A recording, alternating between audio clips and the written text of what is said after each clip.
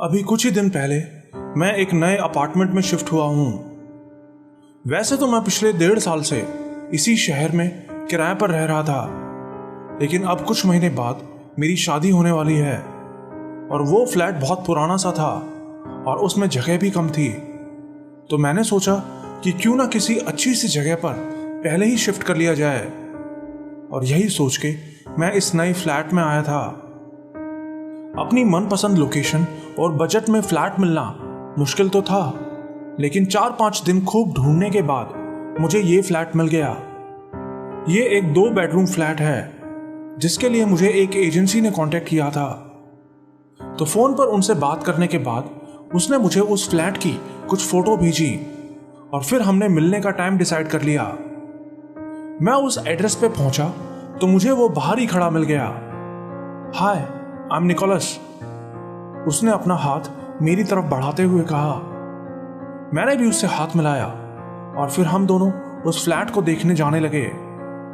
जो फोटो उसने मुझे पहले भेजी थी उनके हिसाब से तो वो फ्लैट बहुत ही सुंदर लग रहा था, लेकिन मुझे पता था कि ये डीलर्स और एजेंट्स हमेशा ऐसी फोटो भेजते हैं जो कि दिखने में तो बहुत अच्छी लगती हैं, लेकिन असल में वो जगह इतनी अच्छी नहीं होती। लेकिन वो पूरी बिल्डिंग ही देखने में बिल्कुल नई लग रही थी। मैं मन ही मन उम्मीद कर रहा था कि वो फ्लैट भी उतना ही सुंदर हो जितना उन फोटोज में दिख रहा था। वो मुझसे अच्छे से हंसते हुए बातें करता अंदर बिल्डिंग में ले गया और फिर लिफ्ट से हम तीसरे फ्लोर पर पहुंच गए। ये पूरी बिल्डिंग बिल्कुल नई है, इसे बने अभी 1 ही साल हुआ है, इसलिए सारे फ्लैट्स भी बहुत अच्छी कंडीशन में हैं। लिफ्ट से निकलते हुए उसने मुस्कुराते हुए मुझसे बोला, हाँ बिल्डिंग नई तो लग रही है। मैंने कहा, लेकिन इस फ्लैट का मकान मालिक कहाँ है, वो नहीं आया क्या? नहीं, वो नहीं आए और शायद आए भी ना। वो असल में ना बहुत बिजी रहते हैं, और सच बताऊं तो हमारी एजेंसी में भी आज तक उन्हें किसी ने नहीं देखा। बस उन्होंने ऑनलाइन ही हमसे कांटेक्ट किया था। लेकिन आप फिक्र ना करें, आपको बस हर महीने टाइम से अपना रेंट ऑनलाइन पे करना है, बस। मैं कुछ नहीं बोला। मन ही मन में सोच रहा था कि ये तो बहुत अच्छी बात है कि मकान मालिक यहां नहीं आता, कम से कम मैं खुल के तो रह सकूंगा। मेरा पिछला मकान मालिक तो ऐसा था कि हर महीने फ्लैट चेक करने आ जाता था कि कहीं कोई टूट फूट तो नहीं हुई है। हम 3rd फ्लोर पर पहुंच गए, फ्लैट नंबर 304। उसने दरवाजे के सामने पहुंच के उसका लॉक खोल दिया और फिर जब उसने दरवाजा खोला तो अंदर का फ्लैट देखकर मेरी तो आंखें खुली की खुली रह गईं। मेरा मतलब वो फ्लैट उन फोटोज में तो अच्छा लग ही रहा था, लेकिन अब आंखों के सामने तो वो उन फोटोज से भी कहीं ज्यादा सुंदर और बड़ा नजर आ रहा था। पूरे फ्लैट में धूल का एक भी निशान तक नहीं था। वैसे तो वो पूरी बिल्डिंग ही नहीं थी, लेकिन वो फ्लैट तो उस बिल्डिंग से भी नया लग रहा था। ये लिविंग रूम है और ये यहाँ लिविंग रूम से अटैच्ड ये किचन है। वो एजेंट मुझे पूरे फ्लैट को दिखा रहा था, लेकिन सच बताऊं तो मेरा ध्यान उसकी बातों पर था ही नहीं। मैं तो बस उस फ्लैट की खूबसूरती को देख रहा था। एक बार देखते ही वो फ्लैट मुझे पसंद आ गया था। वो फुल फर्निश्ड फ्लैट था जिसमें लगी हर एक चीज बिल्कुल ब्रांड न्यू लग रही थी। तो जो किराया आपने बताया था इस फ्लैट का, वही किराया है ना? कुछ एक्स्ट्रा तो नहीं होगा? मैंने हिचकते हुए उस एजेंट से पूछा। मुझे हैरानी थी कि इतने अच्छे फ्लैट को कोई इतने सस्ते में किराए पर क्यों देगा। हाँ हाँ बिल्कुल, वो बोला, किराया वही है जो मैंने आपको बताया था। आप सोच रहे होंगे कि कहीं कोई हिडन चार्जेस वगैरह तो नहीं है। मैं आपकी जगह होता तो मुझे भी जरूर शक होता, लेकिन आप बिल्कुल निश्चिंत रहिए, आपको एक भी पैसा एक्स्ट्रा नहीं देना है। चलिए मैं आपको बाथरूम दिखाता हूं, वो बोला। वो बाथरूम उस फ्लैट के कंपैरिजन में काफी छोटा था। मेरा मतलब ज्यादा छोटा भी नहीं था, मेरे लिए तो काफी था, लेकिन उस फ्लैट के हिसाब से वो थोड़ा छोटा लग रहा था। लेकिन मेरे लिए वो कोई बड़ी बात नहीं थी, मैंने ज्यादा ध्यान नहीं दिया। ये आपका मेन बेडरूम है, उसने दरवाजा खोलते हुए कहा। बेडरूम काफी बड़ा था, जिसमें एक तरफ एक बड़ा सा बेड रखा था और दूसरी तरफ एक स्टडी टेबल रखी थी। सब कुछ बहुत अच्छे से अरेंज किया हुआ था, बिल्कुल वैसा जैसा मुझे चाहिए था। तो कैसा लगा फ्लैट आपको? उसने पूछा। ये तो बहुत बढ़िया फ्लैट है, मैंने कहा। मुझे ये पसंद है। बताइए मुझे कब एग्रीमेंट पे साइन करना है? ओह, एग्रीमेंट तो बिल्कुल रेडी है, आप चाहें तो अभी के अभी साइन कर सकते हैं, निकोलस ने मुस्कुराते हुए बोला। फिर वो मुझे बाहर लिविंग रूम में ले गया और हम एक टेबल के सामने बैठ गए। फिर उसने कुछ पेपर्स निकाले और मुझे दिखाने लगा। उसने कहा कि फ्लैट का मेंटेनेंस वगैरह सब कुछ इसी रेंट में इंक्लूडेड है, आपको कुछ भी एक्स्ट्रा पे नहीं करना है। बस मुझे आपकी एक आईडी चाहिए, आप इन पेपर्स पर साइन कर दीजिए। एग्रीमेंट के पेपर हाथ में आते ही मैंने जल्दी से उन पे एक नज़र डाली और साइन कर दिए। मन ही मन में सोच रहा था कि जल्दी से साइन कर दूं, कहीं इस साले का दिमाग ना बदल जाए। साइन करने के बाद वो पेपर्स चेक करने लगा। मैं वहीं बैठा फ्लैट में इधर उधर देख रहा था कि तभी मेरी नज़र एक दरवाजे पर पड़ी। वो हॉल में आगे जाकर बाथरूम के बगल में बना एक बंद दरवाज़ा था। अरे, ये दरवाज़ा तो मैंने खोल के ही नहीं देखा, मैंने सोचा। हे निकोलस, वहाँ क्या है? मैंने उसे उस बंद दरवाजे की तरफ इशारा करते हुए पूछा। ओह, वो शायद स्टोर रूम है, उसने 2 सेकंड सोचने के बाद कहा। शायद क्यों? मैंने पूछा। नहीं, वो ऐसा नहीं है। एक्चुअली जब से हमें ये फ्लैट मिला है तब से वो दरवाज़ा बंद ही है। मकान मालिक ने बताया था कि उस पे लगा ताला खराब हो गया है, इसीलिए वो खोला नहीं जा सकता, और ताला तोड़ने के चक्कर में उस दरवाजे को भी नुकसान हो सकता है, जिससे इस पूरे फ्लैट की शो बिगड़ जाएगी। इसीलिए हम लोगों ने भी उस ताले को खुलवाने की कोशिश नहीं की। आपको इससे कोई परेशानी तो नहीं है ना? उसने मुझसे पूछा।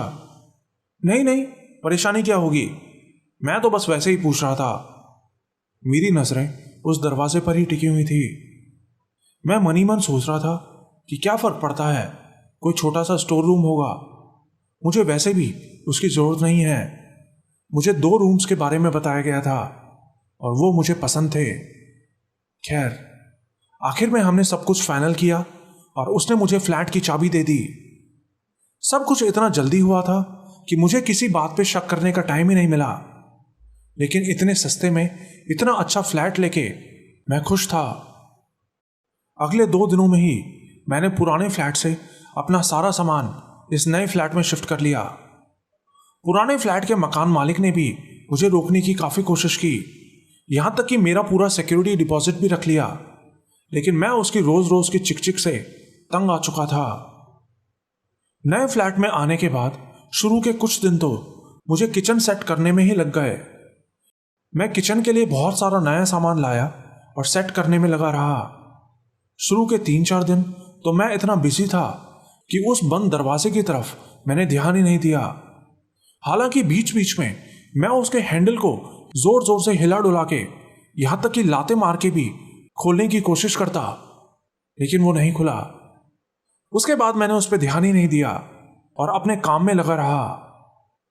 आसपास के दूसरे लोग भी या तो शायद दिन भर अपने काम पे रहते थे या फिर रात में अपने अपने फ्लैट्स के अंदर। मुझे आसपास कोई दूसरा पड़ोसी नजर नहीं आया सिवाय एक बुढ़िया के। पहले दिन जब मैं अपने सामान को वहां लेके आया तो वो मुझे बाहर कॉरिडोर में दिखी थी। वो फ्लैट नंबर 307 का ताला खोल रही थी। हाय, मेरा नाम नेथन है, मैं अभी अभी यहाँ 304 फ्लैट में शिफ्ट हुआ हूँ, मैंने दूर से ही उसको आवाज देके बोला। मैं सोच रहा था कि नई जगह आसपास के लोगों से जान पहचान रहेगी तो अच्छा रहेगा, लेकिन उस बुढ़िया ने कोई जवाब नहीं दिया, बस मेरी तरफ देख के झट से अपने फ्लैट के अंदर घुस गई और भड़ाम से दरवाजा बंद कर लिया। मुझे थोड़ा अजीब तो लगा, लेकिन मैंने सोचा कि बूढ़ी औरत है, शायद बात नहीं करना चाहती होगी। मैं उसके बारे में भूल गया। ओवरऑल उस नई जगह पे सब कुछ बढ़िया था सिवाय उस बुढ़िया के। शुरू के 2 हफ्ते अच्छे से गुजरे, मुझे वहां रहने में बहुत मजा आ रहा था, लेकिन फिर एक रात करीब 9 बजे मैं ऑफिस से वापस आ रहा था और अपने दरवाजे पे पहुंच के ताले में चाबी बस लगाई ही थी कि मैं अचानक से रुक गया। ताले में चाबी लगाने की आवाज होते ही मुझे अंदर से एक अजीब सी आवाज सुनाई दी। आवाज ऐसी थी जैसे कोई तेजी से अंदर भाग के गया हो। कदमों की वो भारी आवाज एकदम से आई और फिर शांत हो गई। मैं ताला खोलते खोलते वहीं रुक गया, यह समझने की कोशिश करते हुए कि यह आवाज किसकी हो सकती है। मैं दरवाजे पे कान लगा के सुनने लगा। मुझे यकीन नहीं हो रहा था कि वो आवाज मेरे फ्लैट के अंदर से आई थी। सब कुछ बिल्कुल शांत था। मैं 1 मिनट वैसे ही बिना हिले खड़ा रहा, कोई आवाज नहीं आई। और तभी एक जोर की आवाज आई, जैसे कि किसी ने कोई चीज जोर से फर्श पर पटकी हो। और ये आवाज पक्का मेरे ही फ्लैट में से आई थी। मुझे अब कोई शक नहीं था, कोई मेरे फ्लैट के अंदर था। लेकिन कौन? मैं धीरे से दरवाजे से थोड़ा पीछे हटा और उसी वक्त पुलिस को फोन किया। हेलो 911, क्या इमरजेंसी है आपकी? मेरे घर में कोई घुस गया है, शायद कोई चोर। आप प्लीज जल्दी से किसी को भेजिए। फिर उन्होंने मेरा पूरा एड्रेस पूछा और 10 मिनट बाद ही 2 पुलिस वाले मेरे फ्लोर पर पहुंच चुके थे। मैंने उनको बिना आवाज किए अपनी फ्लैट की तरफ इशारा किया तो वो दोनों अपनी पिस्टल्स निकाल के एक झटके से दरवाजे के अंदर घुस गए। मैं बाहर ही खड़ा था, ये सोचता हुआ कि पता नहीं वो लोग किसको पकड़ के लाएंगे। लेकिन फिर करीब 5 मिनट बाद वो दोनों बाहर आ गए। उन्होंने किसी को नहीं पकड़ा था। उन्होंने मुझसे हॉल के उस बंद दरवाजे के बारे में पूछा तो मैंने बताया कि वो दरवाजा हमेशा बंद रहता है। पुलिस वालों ने बोला कि अंदर कोई नहीं था, आपको जरूर गलतफहमी हुई होगी, वो आवाज कहीं और से आई होगी, क्योंकि आपके फ्लैट के अंदर किसी के आने का कोई निशान नहीं था। सारे खिड़की दरवाजे भी अंदर से बंद थे। इतना कह के वो वहां से चले गए। लेकिन मैं कहाँ जाता, मुझे तो फ्लैट में ही जाना था। और मुझे पता था कि वो मेरी गलतफहमी नहीं थी। वो धड़ाम से किसी चीज के गिरने की आवाज मैंने अपने फ्लैट के अंदर से ही सुनी थी। मैं अंदर गया और खुद एक एक खिड़की दरवाजे को चेक किया, लेकिन सब कुछ नॉर्मल था। सारी चीजें, सारे कमरे, कहीं कोई गड़बड़ नहीं थी। मेरी तो कुछ समझ नहीं आ रहा था। फिर मैं उस बंद दरवाजे के सामने जाके खड़ा हो गया। मुझे ये तो ध्यान नहीं कि मैं तब क्या सोच रहा था, लेकिन वहां खड़े मुझे ऐसा लग रहा था कि जैसे वो दरवाजा मुझे अपनी तरफ खींच रहा हो। वो पूरा फ्लैट खाली था, वहां कोई नहीं रहता था, लेकिन उस एक दरवाजे को ताले से बंद किया हुआ था। क्या ये महज एक इत्तेफाक था कि उस दरवाजे के बारे में मुझे आखिर तक नहीं बताया गया था? लेकिन क्यों? क्या वजह हो सकती थी इसके पीछे? मेरा मन किया कि अभी इस दरवाजे के हैंडल को पकड़ के मरोड़ दूं, और मैंने ऐसा किया भी। उसके हैंडल को हिलाने की बहुत कोशिश की, लातें भी मारी, लेकिन वो दरवाजा तो जैसे चारों तरफ से वेल्ड किया हुआ था, बिल्कुल भी नहीं हिल रहा था। शायद वो पुलिस वाले सही कह रहे थे, वो मेरा वहम ही था। आखिर में खाना खा के मैं सोने के लिए लेट गया, लेकिन तब भी मुझे बहुत अजीब सा महसूस हो रहा था। लेटने से पहले मैंने सारे खिड़की दरवाजे अच्छे से चेक किए और फिर लाइट बंद करके लेट गया। मन ही मन मैंने फैसला कर लिया था कि ये फ्लैट मेरा है और यहां मेरी मर्जी के बिना कोई नहीं आ सकता। ऐसे ही कुछ दिन बीत गए, कुछ भी अजीब नहीं हुआ, सब ठीक ठाक चलता रहा। मैं भी उस शाम के बारे में भूल चुका था। फिर एक रात बेड पे लेटा मैं गहरी नींद में सो रहा था कि तभी एक झटके से मेरी आंख खुल गई। मैं पसीने से भीगा हुआ था और गहरी सांसें ले रहा था। उस वक्त मैं बहुत ज्यादा डरा हुआ था और अंधेरे में ही अपने कमरे में इधर उधर देखने लगा। ऐसा लग रहा था जैसे मैं कोई बहुत ही डरावना सपना देख के उठा हूं, लेकिन मैंने तो ऐसा कोई सपना नहीं देखा था। तो फिर मुझे इतना डर क्यों लग रहा था? कुछ तो गड़बड़ थी। और तभी एक हल्की सी आवाज आई मेरे बेडरूम के बाहर से, दरवाजा बंद होने की आवाज। मैंने झट से अपने कमरे के दरवाजे की तरफ देखा, लेकिन मेरे कमरे का दरवाजा बंद था।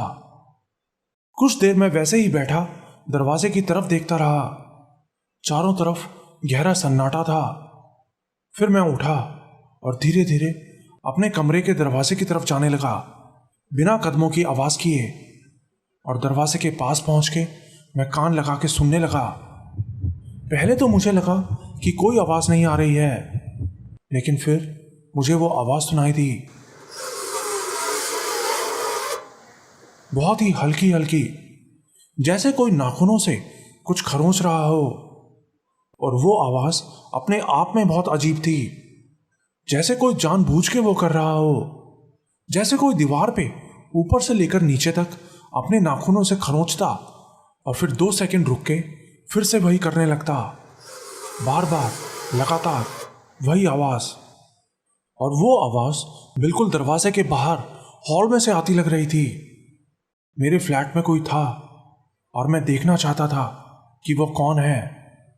मैंने धीरे से अपना दरवाजा खोला और बाहर हॉल में अंधेरे में देखने की कोशिश करने लगा। लेकिन ये क्या, दरवाजा खोलते ही वो आवाज तो और जोर जोर से होने लगी। और वो आवाज और कहीं से नहीं, उस मनहूस बंद दरवाजे से ही आ रही थी। मैं आवाज का पीछा करता हुआ बाहर हॉल में पहुंच गया और मेरे हर एक बढ़ते कदम के साथ वो आवाज तेज होने लगी।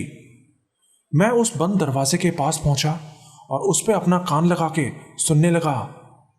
और मेरे कान लगाते ही वो आवाज बंद हो गई, जैसे कि कोई बीच में ही रुक गया हो। अब सब कुछ शांत था और वो खामोशी उस आवाज से भी ज्यादा डरा देने वाली थी। मैंने किसी तरह अपने आप को संभाला और धीरे धीरे सांस लेने लगा। मुझे लग रहा था कि शायद अब फिर से कोई आवाज आएगी, लेकिन नहीं आई। मैं वहीं खड़ा था और फिर करीब 20 सेकंड बाद दरवाजे की दूसरी तरफ से धड़ाम से किसी ने कुछ मारा। वो आवाज इतनी तेज थी कि मैं उछल के दूर जा गिरा। ओह शिट, ये क्या था? मेरी तो जैसे जान ही निकल गई। दरवाजे के सामने पड़ा मैं उम्मीद कर रहा था कि अभी वो दरवाजा खुलेगा और कोई उछल के मेरे ऊपर झपट पड़ेगा। लेकिन तभी किसी ने फ्लैट के मेन गेट पे नॉक किया।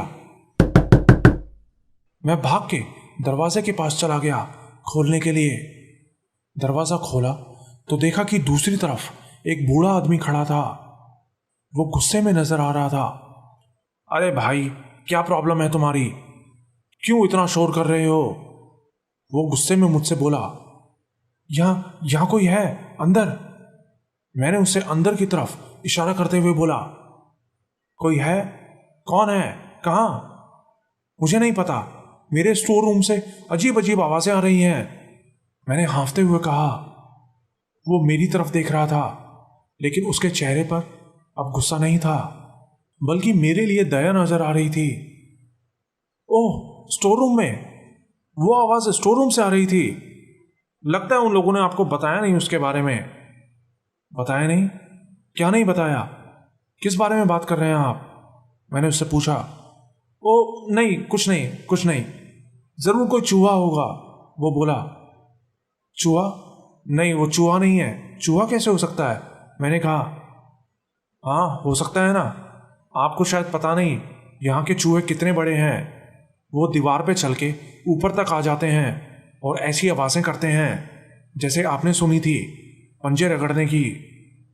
मैंने कहा नहीं, आप समझ नहीं रहे, किसी ने उस दरवाजे पे अंदर से लात मारी थी, वो कोई चूहा नहीं हो सकता। मैं उसको यकीन दिलाने की कोशिश कर रहा था, लेकिन उसके दिमाग में तो जैसे मेरी बात घुस ही नहीं रही थी। नहीं, वो चूहा ही है, आप डरिए मत। आप एक काम करो, आप एक बिल्ली पाल लो, वो उन चूहों को पकड़ के खा जाएगी, फिर आपको चूहों से डर नहीं लगेगा। वो बुढ़ा अजीब ही तरीके से मेरा मजाक उड़ाते हुए बोला। वो चूहा नहीं था और मुझे चूहों से डर नहीं लगता, मैंने गुस्से से कहा। तो वो हंसने लगा। अरे अरे, आप तो नाराज हो गए। मैं तो बस ये देखने आया था कि कौन इतनी रात उछल कूद कर रहा है। मैं आपके नीचे वाले फ्लैट में ही रहता हूं। शोर से मेरी आंख खुल गई। चलिए अब मैं चलता हूं। आप अपना ध्यान रखना। Good night. गुड नाइट, मैंने कहा और फिर वो वहां से चला गया। मुझे अब पता करना ही था कि उस बंद दरवाजे के पीछे क्या है। तो अगले दिन मैंने खुद ही एक मेंटेनेंस वाले को वहां बुला लिया, वो दरवाज़ा खुलवाने के लिए। मैंने सोच लिया था कि जो भी खर्चा आएगा वो मैं खुद दे दूंगा, लेकिन ये दरवाज़ा अब खुलवा के ही रहूंगा। कुछ ही देर बाद मेंटेनेंस वाला लड़का आ गया। सर, आपने कोई दरवाज़ा खुलवाने के लिए बुलाया था? उसने मुझसे पूछा।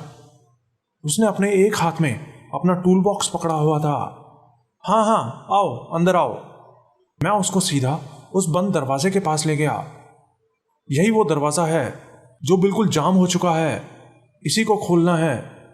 मैंने इसे खोलने की कई बार कोशिश की, लेकिन ये तो जैसे चारों तरफ से वेल्ड हो रखा है, हिलता भी नहीं है। तो उसने अपना टूल बॉक्स नीचे रखा और एक पेपर लेके उस दरवाजे के नीचे सरका के देखा। नहीं सर, ये वेल्ड नहीं हो रखा। ये देखो, ये पेपर पूरा अंदर तक जा रहा है। वो बोला। ओ ऐसा क्या? तो पता नहीं क्यों जाम हो रखा है ये। मैंने कहा कोई नहीं सर, मैं देखता हूं क्या प्रॉब्लम है इसमें। वो बोला, सुनो, चाहे कैसे भी करके तुम्हें ये दरवाज़ा खोलना है। जो भी खर्चा आएगा वो मैं तुमको दूंगा, लेकिन मुझे ये दरवाज़ा खुला हुआ चाहिए। समझ गए ना? मैंने कहा हाँ सर, समझ गया। कोशिश करता हूं खोलने की। खुल गया तो ठीक है, नहीं तो इस दरवाजे को ही तोड़ देंगे। कुछ भी करो, मुझे नहीं पता। चलो तुम दरवाज़ा खोलो, मैं अभी आता हूं। इतना कह के मैं अपने रूम में आ गया। मुझे लैपटॉप में ऑफिस का कुछ ज़रूरी काम करना था। बाहर हॉल से उसके औजारों के ठोकने पीटने की आवाज़ें आ रही थी। धीरे धीरे वो शोर तेज होता गया, लेकिन मुझे सुकून था इस बात का कि आज तो ये दरवाज़ा खुल ही जाएगा और मैं देख सकूंगा कि इस मनहूस दरवाजे के पीछे क्या है। बाहर हॉल से उसके औजारों के ठोकने पीटने की आवाज़ें आ रही थी। धीरे धीरे वो शोर तेज होता गया, लेकिन मुझे सुकून था इस बात का कि आज तो ये दरवाज़ा खुल ही जाएगा और मैं देख सकूंगा कि इस मनहूस दरवाजे के पीछे क्या है। धीरे धीरे उसके औजारों की आवाज़ें तेज होने लगीं। पहले शायद वो हथौड़े का इस्तेमाल कर रहा था और उसके बाद ड्रिल की आवाज़ आने लगी, फिर कटर की। करीब आधे घंटे तक वो आवाज़ें आती रहीं। उसके बाद सारा शोर थम गया और वो चलता हुआ मेरे कमरे में आया। दरवाज़ा खुल गया क्या? मैंने एक्साइटेड होके उससे पूछा। वो सर, एक्चुअली क्या दरवाज़ा खुला या नहीं? मैंने उससे फिर से पूछा। सर, आप यकीन नहीं करेंगे, मैंने अपनी ज़िंदगी में ऐसा दरवाज़ा आज तक नहीं देखा। मैंने हर तरीके से कोशिश करके देख लिया, लेकिन वो दरवाज़ा नहीं खुला। यहाँ तक कि मेरी ड्रिल मशीन भी टूट गई और आरी के भी 2 टुकड़े हो गए, लेकिन उस दरवाजे पर तो खरोंच तक नहीं आई। उसकी बात सुन के मेरी तो जैसे सारी उम्मीदें एक झटके से टूट गईं। सर, ये कोई मामूली दरवाज़ा नहीं है। ये दिखने में तो लकड़ी का लग रहा है, लेकिन ये लकड़ी नहीं है। ये पता नहीं कौन से मेटल से बना है। अरे यार, तो क्या किया जाए अब? मैंने पूछा। सर, मुझे लगता है आपको किसी बड़े ठेकेदार से बात करनी चाहिए। ये दरवाज़ा ऐसे नहीं खुलेगा। इसके लिए पूरी दीवार ही तोड़नी पड़ेगी। मैंने उस दरवाजे के कब्जों तक पहुंचने की भी कोशिश की, लेकिन वो अंदर की तरफ खुलता है, इसलिए उसके कब्जे भी दिखाई नहीं दे रहे। चलो देखते हैं। ये लो अपने पैसे, अपनी ड्रिल मशीन ठीक करवा लेना। मैंने उसको पैसे देते हुए कहा। मुझे उस वक्त बहुत बुरा लग रहा था। साला एक दरवाजे ने मेरी जिंदगी हराम करके रख दी है। लगता है अब मुझे इस मनहूस दरवाजे के साथ ही जीना पड़ेगा। मैं गुस्से में अपने आप से बड़बड़ा रहा था। आखिर में ठंडे दिमाग से सोचने के बाद मैंने फैसला किया कि मेरे लिए सबसे बेहतर यही होगा कि मैं उस दरवाजे की तरफ ध्यान ही ना दूं और बस चुपचाप अपनी जिंदगी जीता रहूं। लेकिन फिर उसी रात अपना सारा काम निपटा के मैं सोने की तैयारी करने लगा, लेकिन मुझे नींद नहीं आ रही थी। दिमाग में बार बार यही आ रहा था कि कहीं रात में फिर से वो आवाज ना आए। लेकिन फिर 1 बजे तक मेरी पलकें भारी होने लगीं और मेरी आंख लग गई। मैं बहुत गहरी नींद में सो रहा था और तब मैंने एक सपना देखा। मैंने देखा कि मैं एक बहुत बड़े दरवाजे के सामने खड़ा हूं। चारों तरफ अंधेरा है और वो दरवाजा इतना बड़ा था कि मैं उसके नॉब तक को नहीं छू पा रहा था। मैं उसके सामने खड़ा था और तभी वो नॉब घूमने लगा और एक तेज आवाज के साथ वो बड़ा सा दरवाजा धीरे धीरे खुलने लगा। अंधेरे में मैं मुश्किल से वो सब देख पा रहा था और तभी मैंने देखा कि 2 पतले पतले लंबे लंबे हाथ उस दरवाजे के पीछे से सरकते हुए बाहर निकलने लगे। मैं बुरी तरह डरा हुआ वहीं खड़ा था। डर के मारे मैं हिल भी नहीं पा रहा था। दरवाजा खुलता गया और फिर जैसे ही कोई दरवाजे के पीछे से मुझ पे झपटने वाला था, मेरी आंख खुल गई। मैं पसीने में तर हो चुका था। कई सेकंड्स तो मुझे ये समझने में लग गई कि मैं सपना देख रहा था। मैंने अपने फोन में टाइम देखा तो रात के 3:20 हो रखे थे और तभी मुझे पता नहीं क्या सूझा। मैं जल्दी से बेड से उठा और अपने कमरे से निकल के सीधा उस दरवाजे के पास जाने लगा। लेकिन हॉल में जाते ही मैंने जो देखा वो देख के मेरे कदम वहीं रुक गए। वो दरवाजा पूरा खुला हुआ था। हाँ, जिस दरवाजे को मैं इतने दिनों से खोलने की कोशिश कर रहा था वो मेरी आंखों के सामने पूरा खुला था और उसके अंदर सिर्फ अंधेरा था। मैंने जल्दी से अपनी आंखों को मसला कि कहीं मैं कुछ गलत तो नहीं देख रहा। वो दरवाजा अंदर से ऐसा लग रहा था जैसे उसके आगे कोई दीवार हो ही ना, जैसे वो आगे ना जाने कितनी दूर तक जा रहा हो। लेकिन ऐसा कैसे हो सकता था? मेरे फ्लैट के साथ में तो एक और फ्लैट था। वहां अंधेरा तो था लेकिन हल्की हल्की रोशनी भी थी। मैं 1 मिनट तक वहीं खड़ा रहा, यह समझने की कोशिश करते हुए कि यह सब क्या है। उस दरवाजे के पीछे एक ना खत्म होने वाला गलियारा था और वो गलियारा मुझे जैसे अपनी तरफ खींच रहा था, जैसे कि वो मुझे अपनी तरफ बुला रहा हो, देखने के लिए कि वहां क्या है, कौन है। तभी वहां खड़े मुझे एक और आवाज आई। आवाज थी तो बहुत हल्की, लेकिन मुझे पता था वो कहां से आई है। उस दरवाजे के पीछे और दरवाजे थे। मेरा दिमाग मुझे उसके और करीब जाने से रोक रहा था। मैंने घड़ी में टाइम देखा, 3:25 हो गए थे। मैं 15 मिनट से वहां खड़ा था। मैंने उसी वक्त अपने आप को संभाला। जिस दरवाजे को मैं इतने दिनों से खोलने की कोशिश कर रहा था वो मेरी आंखों के सामने खुला हुआ था। मैं जल्दी से उसके बिल्कुल पास चला गया अंदर झांकने के लिए, लेकिन पास जाते ही मुझे वहां इतनी ज्यादा ठंड महसूस होने लगी जैसे कि मैं फ्रीजर में खड़ा हूं। मैं पीछे हट गया और जल्दी से अपने कमरे में वापस चला गया अपना फोन लेने के लिए। मैं सोच रहा था कि जल्दी से किसी को फोन करके बुलाता हूं यहां पे, लेकिन जब मैं फोन लेकर वापस आया तो देखा कि वो दरवाजा आधा बंद हो चुका था। मैंने कॉल नहीं की, बस वहीं खड़ा उसको देखता रहा। मेरा शक बिल्कुल सही था, वो दरवाजा बंद हो रहा था अपने आप। और फिर 4:19 पे एक तेज आवाज के साथ वो दरवाजा पूरा बंद हो गया। तब तक मैं भी बिल्कुल नींद में आ चुका था, लेकिन दरवाजा बंद होने की उस आवाज से मैं एकदम से उठ गया। क्या ये दरवाजा हर रात खुलता और बंद होता है? मैं मन ही मन सोच रहा था। अगले दिन मैं पूरा दिन हॉल में ही बैठा रहा। ऑफिस का जो भी काम था सारा काम मैंने हॉल में ही बैठे बैठे किया और हर थोड़ी देर में मैं उस दरवाजे की तरफ भी नजर रख रहा था। क्या इस फ्लैट के मकान मालिक को इस दरवाजे के बारे में पता है? क्या उसने पता होने के बावजूद ये मुझे किराए पर दिया था? नहीं, ऐसा नहीं हो सकता। उसको इस बारे में नहीं पता होगा। वो तो यहां रहा ही नहीं। मुझे भी तो यहां आने के कई दिनों बाद ही इस दरवाजे के राज के बारे में पता चला था। मेरे मन में हजारों सवाल चल रहे थे।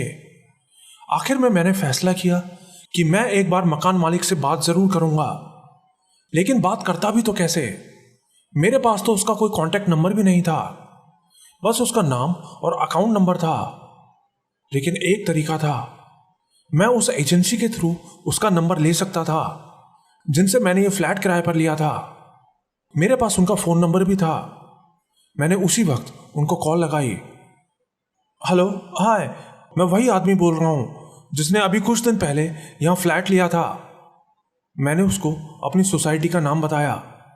ओह हाँ हाँ, नेथन जी, बताइए, कैसे याद किया आपने? सब कुछ ठीक तो है ना? हाँ हाँ, सब ठीक है, आप बताइए। मैंने एक नकली हंसी हंसते हुए उससे कहा। वो एक्चुअली मुझे ना उस किराएदार का नंबर चाहिए था जो मुझसे पहले यहां रहता था। मेरी बात सुनते ही वो अचानक से चुप हो गया और शायद कुछ सोचने के बाद वो बोला, क्यों, क्या बात हो गई? उससे क्यों बात करनी है? वो तो वहां से जा चुकी है ना? जा चुकी है? इसका मतलब वो कोई लड़की थी। एक्चुअली उसका कुछ सामान यहां छूट गया है, तो अगर मुझे उसका कोई नंबर या एड्रेस मिल जाता तो मैं उसका ये सामान उसको दे देता। मैंने उसको झूठ बोल दिया। ओह, ऐसी बात है क्या? वो एक्चुअली क्या है ना, हमारी एजेंसी में हम किसी क्लाइंट की कोई इंफॉर्मेशन इस तरह से किसी को नहीं दे सकते। बाकी आप बोलो तो मैं किसी लड़के को वहां भेज देता हूं, वो वहां से सामान उठा लेगा और उस तक पहुंचा देगा। वो बोला, नहीं नहीं, ऐसा कोई ज़रूरी सामान नहीं है, किसी को भेजने की ज़रूरत नहीं है, आप परेशान मत होना। मैंने बात पलटते हुए उससे कहा।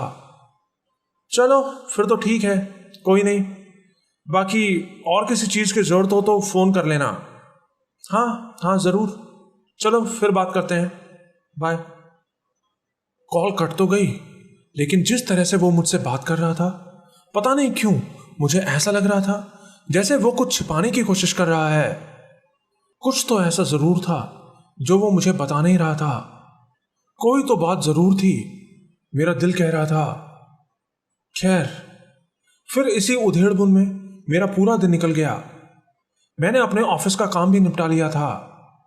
मैंने सोच लिया था कि आज पूरी रात मैं खुद जाग के देखूंगा कि माजरा क्या है, कितने बजे ये दरवाजा खुलता है और क्यों खुलता है। इसलिए मैं दिन में ही 2-3 घंटे सो भी लिया था, जिससे कि रात में आसानी से जाग सकूं। फिर रात में मैं हॉल में ही बैठा टीवी देख रहा था। 3 बज चुके थे। मैंने दरवाजे की तरफ देखा, दरवाजा पूरा बंद था। सुबह से मैं बीच बीच में उस दरवाजे की तरफ देखे जा रहा था, लेकिन मुझे कुछ भी अजीब महसूस नहीं हो रहा था। लेकिन 3 बजते ही मुझे पता नहीं क्यों बहुत डर लगने लगा। 3:15, दरवाजा अभी भी बंद था। 3:18, मैंने अपना फोन नीचे रखा और अपनी आंखों को मसलने लगा। मुझे नींद आने लगी थी और तभी यह दरवाजे की आवाज थी।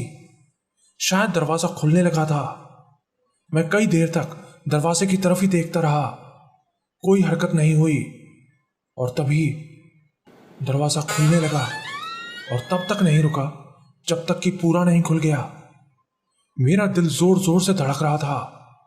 अब क्या होने वाला है? क्या कोई बाहर आएगा जैसा कि मैंने कल सपने में देखा था? दरवाजे के अंदर अंधेरा था, गुप अंधेरा, और वो अंधेरा ऐसा लग रहा था जैसे आगे पता नहीं कितनी दूर तक हो। मेरा मतलब मैंने पहले भी ये देखा था, लेकिन आज ये बात पक्की हो गई थी कि वो रास्ता मेरे फ्लैट की दीवार से कहीं आगे तक जा रहा था। एक बार तो मन किया कि मैं इसके अंदर जाकर देखता हूं कि ये आखिर जा कहां रहा है, लेकिन मुझे महसूस हो रहा था कि इसके अंदर खतरा है, बहुत ज्यादा खतरा।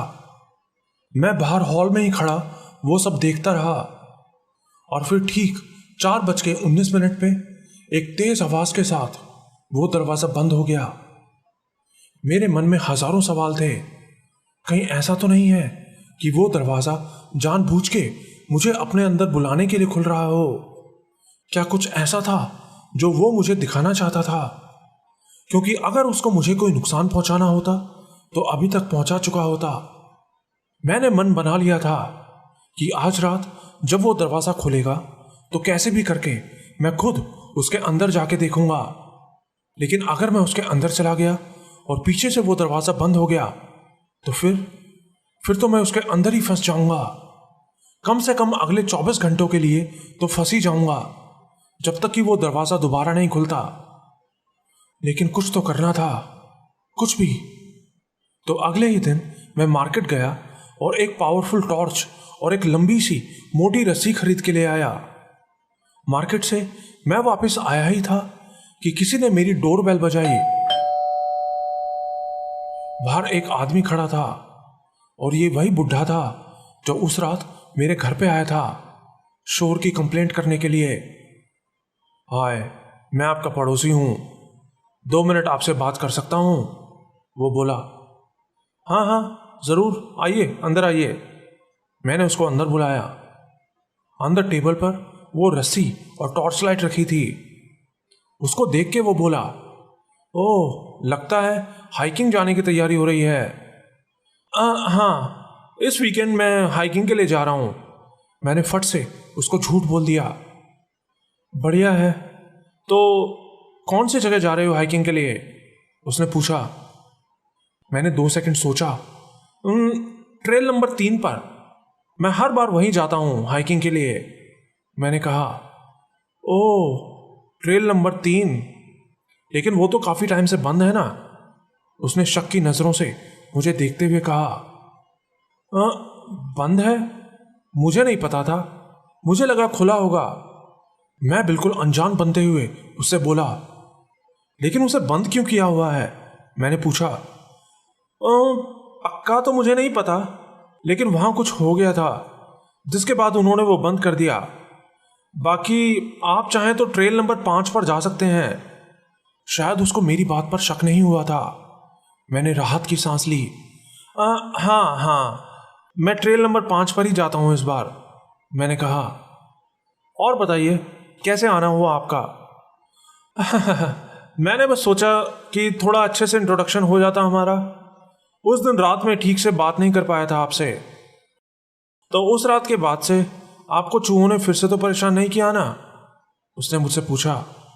नहीं, वैसा फिर कुछ नहीं हुआ। आप शायद सही कह रहे थे, वो कोई चूहा ही होगा। आप बैठिए, मैं आपके लिए कॉफ़ी लेकर आता हूँ, मैंने कहा। नहीं, कॉफ़ी की ज़रूरत नहीं है, मैं बस चलता हूँ। वो मेरी वाइफ बाहर मार्केट गई हुई है, वो बस आने ही वाली होगी। और तभी उसका फ़ोन वाइब्रेट हुआ। शायद कोई टेक्स्ट मैसेज आया था। उसने अपना फ़ोन बाहर निकाला और कुछ टाइप करने लगा, और टाइप करते करते ही उसने मुझसे पूछा, तो नेथन तुम काम क्या करते हो? मैं एक फ्रीलांसर हूँ, कोडिंग वगैरह का काम करता हूँ, बस कभी कभी जाना होता है ऑफिस में, मैंने कहा। ओह, इसका मतलब तुम घर से ही सारा काम करते हो? हाँ। और आप कब से रह रहे हैं इस बिल्डिंग में? मैंने पूछा। हम तो यहाँ शुरू से ही हैं, जब से ये बिल्डिंग बनी थी। मैं, मेरी वाइफ और मेरी 19 साल की बेटी सूजन, हम तीनों यहाँ रहते थे। लेकिन मेरी बेटी 6 महीने पहले ही दूसरे शहर में चली गई है पढ़ाई करने के लिए, उसने कहा। अच्छा, मैं आपसे एक बात पूछना चाहता हूँ, मैंने धीरे से उससे कहा। क्या आप मेरे फ्लैट के पिछले किराएदार के बारे में जानते हैं? मेरी बात सुन के वो टाइप करते करते अचानक से रुक गया। पिछला किराएदार? नहीं, मैं नहीं जानता कौन रहता था यहाँ पहले, वो बोला। अच्छा, चलिए कोई बात नहीं, मैं तो बस वैसे ही पूछ रहा था, मैंने कहा। अच्छा नेथन, मैं अब चलता हूँ, तुम आना कभी हमारे घर पे, मेरी वाइफ खाना बहुत अच्छा बनाती है। हाँ, ज़रूर आऊँगा, मैंने कहा। वो खड़ा हो गया और जाने के लिए पलटा, लेकिन पलटते हुए वो फिर से उस रस्सी और फ्लैशलाइट की तरफ देख के बोला, एक और चीज, हाइकिंग के लिए संभल के जाना, ज्यादा दूर तक मत जाना। रूट नंबर 5 थोड़ा खतरनाक है, समझ रहे हो ना? वो सीधा मेरी आंखों में देखते हुए बोल रहा था। हाँ हाँ, मैं ध्यान से जाऊंगा, मैंने कहा। वो मेरे पीछे उस बंद दरवाजे की तरफ देख रहा था, बहुत ध्यान से। टेक केयर नेथन, और इतना बोल के वो वहां से चला गया। मैंने दरवाजा बंद किया, लेकिन मैं उसके बारे में ही सोच रहा था। पता नहीं क्यों मुझे ऐसा लग रहा था जैसे वो कुछ छुपा रहा है। लेकिन तभी मेरी नजर उस रस्सी पे पड़ी तो अचानक से मुझे याद आया कि आज रात तो मुझे उस दरवाजे के खुलने के बाद उसके अंदर जाना है। मैं फिर 3-4 घंटे सो लिया और फिर रात में टीवी देखते हुए उस दरवाजे के खुलने का वेट करने लगा। मैंने रस्सी का एक सिरा अपने एक हाथ पे बांध लिया और दूसरा हिस्सा सोफे के एक पैर पे जोर से बांध लिया और सोफे पे बैठा टीवी देखता रहा। और जैसा मैंने सोचा था बिल्कुल वैसे ही ठीक 3:19 पे एक आवाज के साथ वो दरवाजा खुल गया और अब दरवाजे के पीछे वो ना खत्म होने वाला अंधेरा रास्ता दिखाई दे रहा था। मुझे अब उसके अंदर जाना था। मैंने टॉर्च जलाई और उसके अंदर देखा तो दूर दूर तक सिर्फ अंधेरा ही नजर आ रहा था, जैसे वो ना जाने कितनी लंबी कोई सुरंग हो। मेरे पास सोचने का ज्यादा टाइम नहीं था और मैं बिना कुछ सोचे उसके अंदर चला गया। लेकिन कुछ दूर जाते ही मुझे बहुत तेज ठंड का एहसास होने लगा। लेकिन मैं चलता रहा। वो एक बहुत पतला सा रास्ता था, इतना पतला कि 2 इंसान भी एक साथ वहां से नहीं जा सकते थे। और हर एक बढ़ते कदम के साथ मैं उस अंधेरे कुएं में और अंदर तक समाता जा रहा था। बस कुछ कदम और। मैं बार बार यही सोच रहा था कि कुछ तो ऐसा दिखे जिससे मुझे इस मनहूस दरवाजे के राज के बारे में कुछ पता चल सके। और फिर करीब 20 मिनट लगातार चलते रहने के बाद मुझे रास्ते में एक पेपर पड़ा दिखाई दिया। मैंने उसको उठाया और टॉर्च की लाइट में उसे देखा तो उसमें लिखा था, गो बैक, वापस चले जाओ। वो देख के मेरा तो रोम रोम खड़ा हो गया। ये यहां किसने रखा होगा? मुझे बहुत हैरानी हुई। और तभी मैंने नोटिस किया कि मेरे हाथ पे बंधी रस्सी हिल रही थी। मेरा मतलब जोर जोर से झटके ले रही थी, जैसे कि कोई दूसरी तरफ से उसे पकड़ के खींच रहा हो। मेरी तो जान ही निकल गई। और तभी मुझे वहां किसी के गुर्राने की और वो खरोंचने वाली आवाजें आने लगी। कोई मेरे पास आ रहा था। मैं पागलों की तरह इधर उधर टॉर्च लाइट मारने लगा और तभी मुझे वो दिखाई दी। वो एक लड़की थी। उसके हाथ बिल्कुल पतले पतले सफेद थे और उसके नाखून गंदे बड़े बड़े थे। लेकिन उसका चेहरा नहीं दिख रहा था क्योंकि पूरा चेहरा बालों से ढका था। उसको देख के एक बार के लिए तो मैं वहीं डर के मारे जम गया। लेकिन अगले ही पल उसकी उस डरावनी आवाज से मैं होश में आया और बिना कुछ सोचे समझे वहां से भागने लगा। अपने दरवाजे की तरफ नहीं बल्कि दूसरी तरफ। मुझे कुछ सोचने का मौका ही नहीं मिला था। मुझे बस उससे अपनी जान बचानी थी। मैं भागता रहा। भागते हुए मैं लगातार उसको अपने पीछे आता हुआ महसूस कर रहा था। मैं बस भागता रहा और फिर कुछ दूर मुझे एक रोशनी दिखाई दी। वो रोशनी एक दरवाजे के अंदर से आ रही थी। मुझे पता था कि जान बचाने के लिए मुझे इस दरवाजे के अंदर जाना होगा और मैं बिना कुछ देखे भागता हुआ उस दरवाजे के अंदर कूद गया।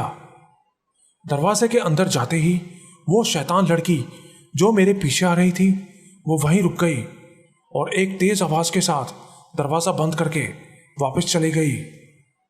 मैं 2 मिनट तक वहीं फर्श पे पड़ा सांसें ले रहा था। मैं जिंदा बच गया था। लेकिन तभी मुझे पीछे से एक आवाज आई, आखिर तुम भी जाल में फंसी गए ना। मैंने पलट के देखा तो देखा कि पीछे एक आदमी खड़ा था। 30 के आसपास की उम्र लग रही थी उसकी और मेरी तरफ देख के वो मुस्कुरा रहा था। तुम कौन हो?